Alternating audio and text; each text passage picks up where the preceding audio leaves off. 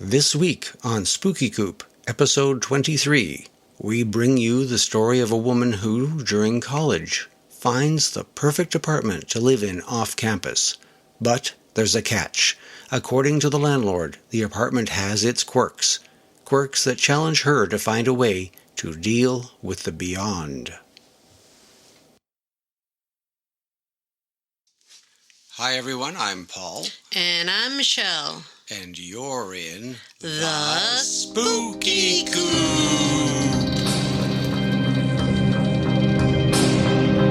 Welcome to the Spooky Coop.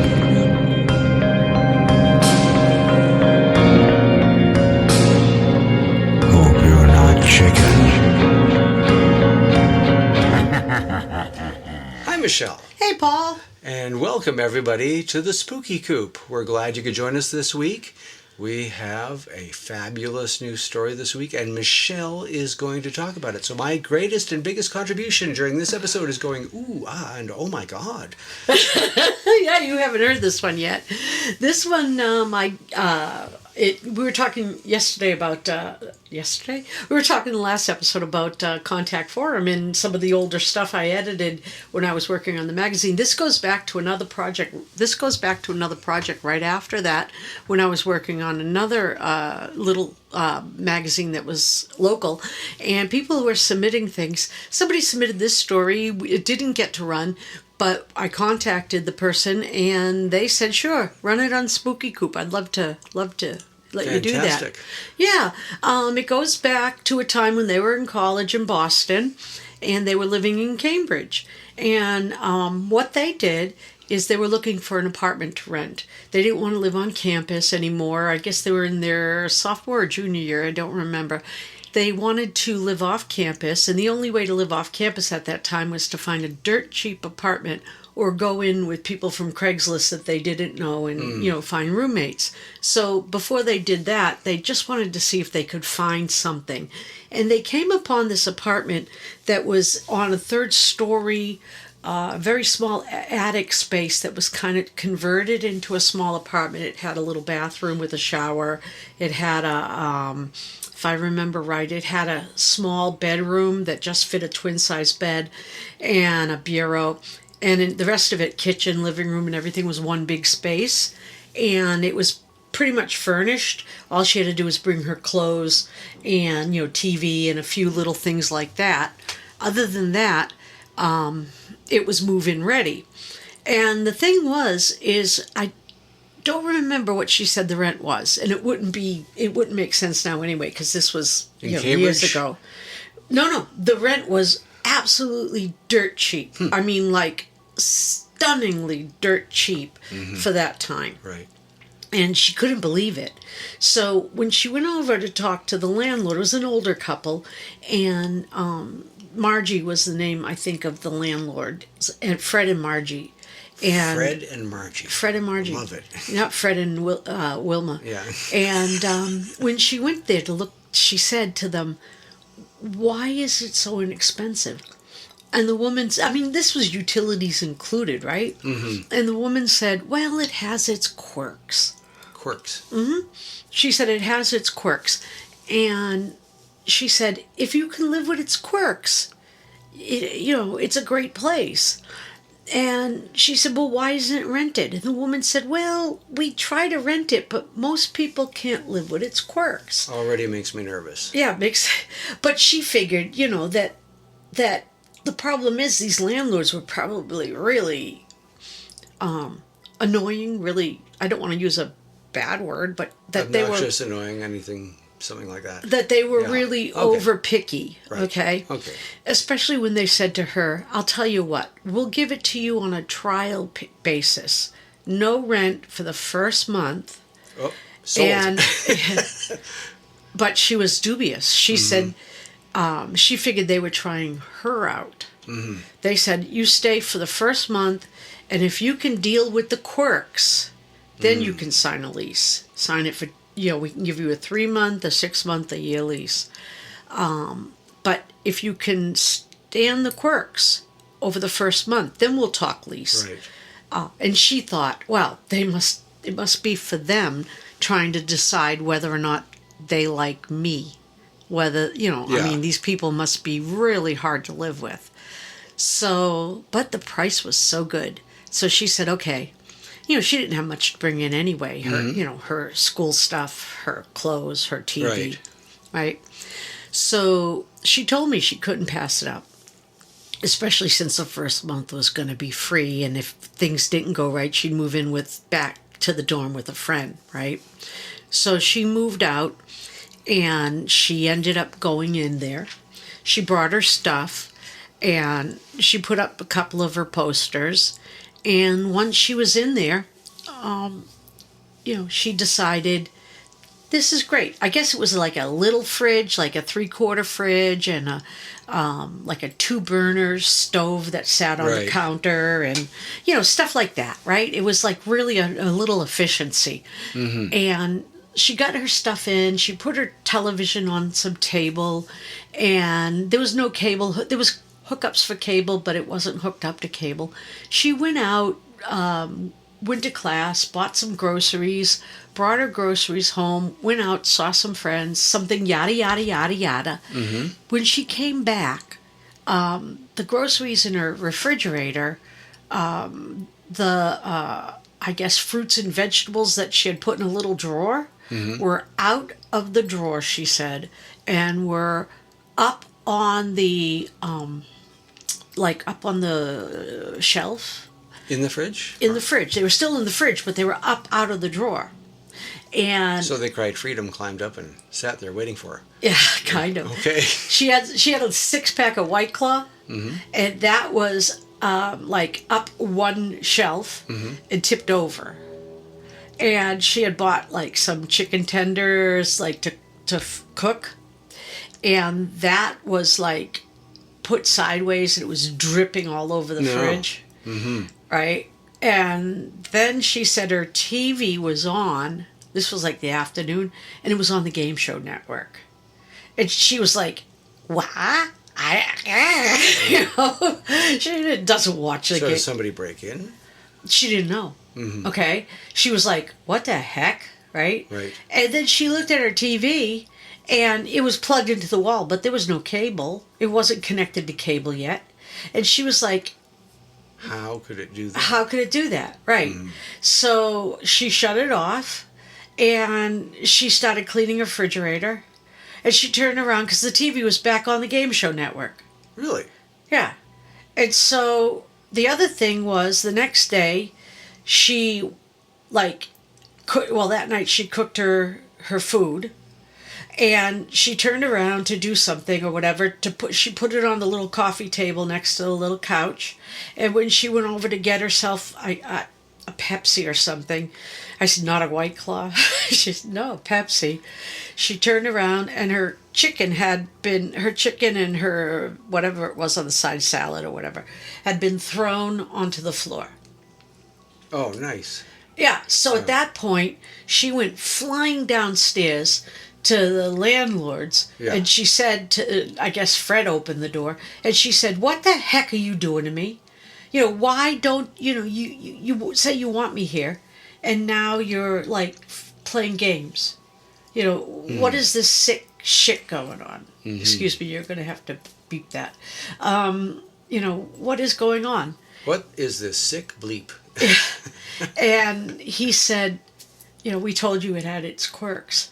And she was stomped off. She thinks they're just playing with her, right? Yeah. So she leaves, right? She goes upstairs, cleans up, leaves, goes off to a friend's house. That night she puts up posters, her art and some posters.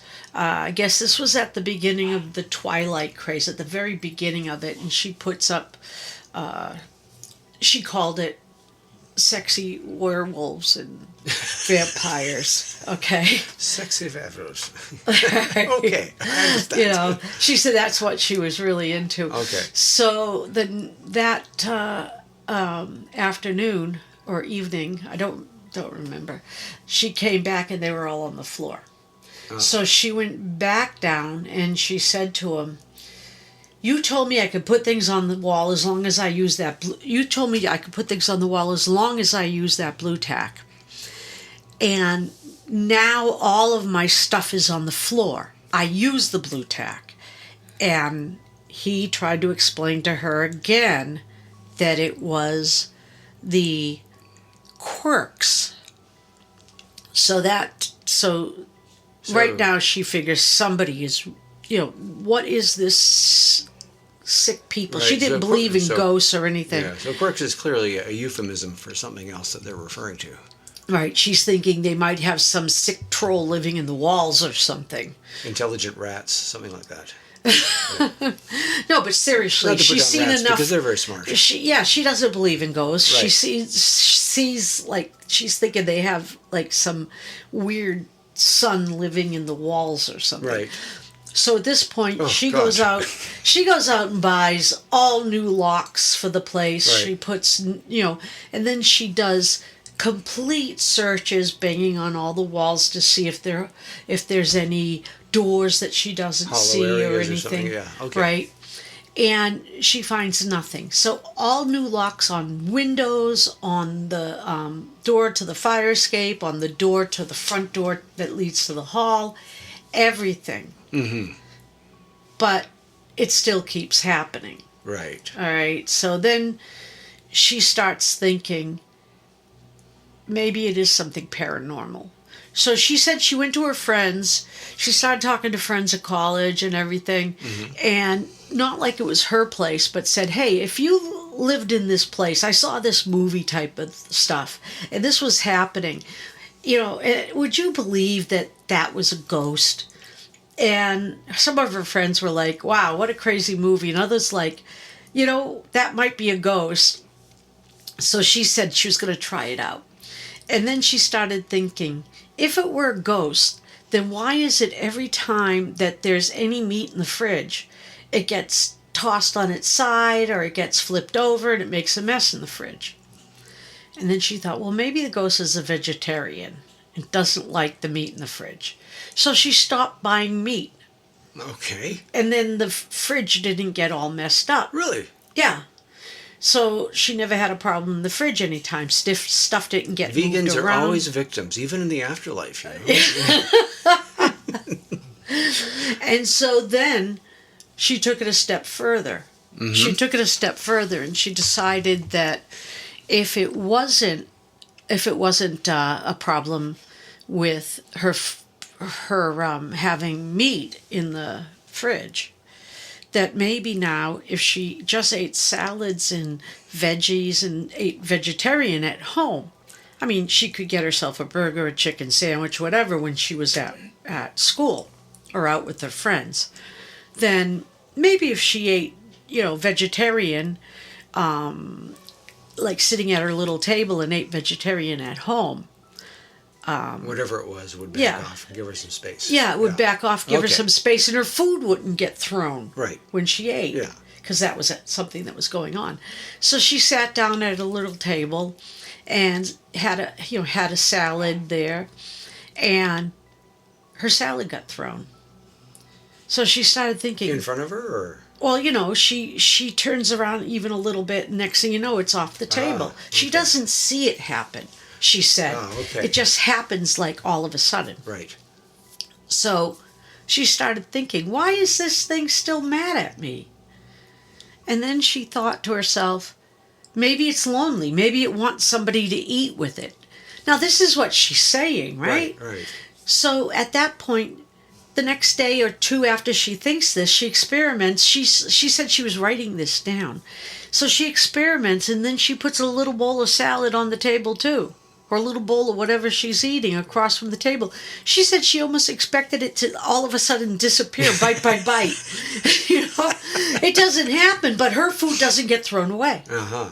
She said that at night, she used to put cereal or whatever she was, chips or whatever she was eating in front of the TV, and it, if it was in the bag, the bag would get tipped. But now if she put it in a bowl, it wouldn't get tipped. She could put it back in the bag before she when she was done. Right. But as long as she put it in a bowl, it didn't get tipped. It was like the ghost wanted her to offer it, to share it with her. Like it was like, and she also found out that she had cable installed, by the way, and she stopped the cable man and she said, "Is there any way that this could run without the cable?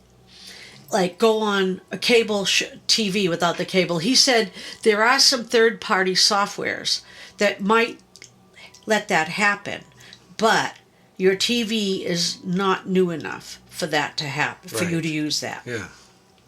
So no. But after she had cable put in, now the game show thing kept happening. It didn't happen on her Android. It didn't happen on her. Just she had this an Android, old TV. Just this old TV. So she found out that it would stay on the game show network until about 5, and then the TV was hers all night long. So before 5, if she were home, she'd watch things on her Android. After 5, she got the TV. She could watch it all night long, whatever she wanted. She also found out that as long as she put a stupid poster, like a real corny poster up, she like for every corny poster she had up, she could have one of her what she called provocative posters up. So she said it was really mind-blowing when friends came to visit her that, like, right next to one of her really provocative posters, there was a poster, like, of a cat hanging off of a tree, and it said, "Hang in there, baby." Right. You know? The things people will do for cheap rent. Yeah. That's what she said. She said that it was like, does she live with this, quote, quirk, and really, really save on rent? Or does she live with 5 strangers and have to share a bedroom or with 1 or 2 people from all Craigslist? All the joys we know about roommates. Yeah. So, but this was her own sort of place. Right. So then she also found out that she felt like somebody was sleeping in bed with her. Ooh. And that really creeped her out. Ooh. So she asked the landlord, she said to the landlords, "The one quirk that I can't deal with is this feeling like I'm sharing a bed with someone. Mm-hmm. So is it okay if I get rid of the couch and I put in a futon?" And the landlords were so happy that she would stay that they bought a really nice futon for her. They bought it. And she ended up sleeping on the futon. She gave up her bedroom. She gave up the bedroom for the ghost. She gave up the ghost, literally. Yeah. And she started sleeping on the futon. Right. And then the other thing she did, which was really cool, and I wouldn't have thought of this, is one day on her way back from class, she got a baby book, all the names. And she went through the names in the baby book. And she, I don't know how she did it, but she said that she started reading names for a couple of hours after school. Didn't use a Ouija board or anything like that? No, I don't know how she did it, but she said she asked the ghost to signal her when she got to a name that was the name of the ghost. Right. She started at the beginning, which were the boys' names. She went through all of them. She said she was really glad to find out it wasn't a boy ghost. Yeah. And she's like, I shower and everything. I didn't need a boy ghost. But when she got almost all the way through the girls' names, she got to Rhonda. And that's when she got her signal. And she kept asking, "Are you Rhonda? Are you Rhonda?" She found out that the name of the ghost was Rhonda. She never found out how Rhonda died. She tried doing that Ouija board alphabet type thing. Right, yeah. Never got never was able to work it out. Right. She ended up staying there for, almost 3 years. Landlords didn't have any idea who Rhonda was either. Nope. When she told the landlord she had to move because she graduated college, got a job. Got a job in another state. Right. And she was moving at about 2.5 years. The landlord actually begged that if they cut the rent, would she stay? Because they never, ever had anyone stay that long. And this was helping them pay their rent. I mean, pay their mortgage. Right. But she couldn't because she graduated and she must have been a sophomore then. 6 months or so after Right. she graduated, she scored a job in another place. Right. And they begged her to stay. But she lived with a ghost for 2.5 years, and she made it work. That's fascinating. You know, this story reminds me of Joan Rivers' story. Joan Rivers? The late Joan Rivers, yeah. Yes, in her house, and I don't know, it was an apartment, I believe, and she had some problem with some paranormal activity, a ghost, and she had even brought in a psychic who then told her about the ghost and what the ghost liked, and this woman left, and she didn't see her for a couple of months, but she made some type of change, hung up a picture, did something different, and the psychic called Joan Rivers some months later and said, I just spoke to, and gave the ghost's name, who she had identified, and said, she loves what you've done with the place. Right? And what Joan Rivers did was she made it a ritual every Sunday, I believe it was, that she would sit down and have tea with let's just call her Mrs. Jenkins, or whoever she was. But that's something, people could look that up online and probably see that interview somewhere. I can't remember which show she was on when she talked about it. It was some talk show like Merv Griffin or something way back when. Anyway, this is a fascinating story of how to work with those from beyond. Right. I mean, it would be nice to know how to just shuffle them out and get them to move on, but if they're not ready to go, I guess they're going to stay. Yeah. So I guess in the end, she sort of got cosmic Craigslist. Cosmic Craigslist. That would be a great title for the episode. Cosmic Craigslist. How to live with your ghost. I wonder how many people out there have had to make accommodations because the spirit wasn't going, but it wasn't a spirit that was in any way evil.